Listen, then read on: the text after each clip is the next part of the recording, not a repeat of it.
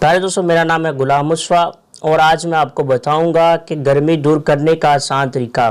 प्यारे दोस्तों, इस नुस्खे को तैयार करने के लिए आपको 3 इंग्रेडिएंट की ज़रूरत पड़ेगी। सबसे पहले आपने आधा किलो पानी लेना है। प्यारे दोस्तों, ये आधा किलो पानी नहीं है, वैसे आपको समझाने के लिए बताया जा रहा है। और नंबर 2 पे आ जाती है चीनी और नंबर 3 पे आ जाता है नमक। तो प्यारे दोस्तों, आधा किलो पानी में हम 2 चम्मच चीनी के ऐड करेंगे और 1 चम्मच हम नमक ऐड कर देंगे। ऐड करने के बाद पानी को उबाल लेंगे और जब पानी ठंडा हो जाएगा तो 1 गिलास इफ्तारी में पी लेंगे। तो इंशाल्लाह प्यारे दोस्तों, इस तरह करने से आपके जिस्म में पानी की कमी और कमज़ोरी इंशाल्लाह दूर हो जाएगी। नोट प्यारे दोस्तों, इस नुस्खे को शुगर के मरीज़ और ब्लड प्रेशर के मरीज़ डॉक्टर के मशवरे के मुताबिक इस्तेमाल करें।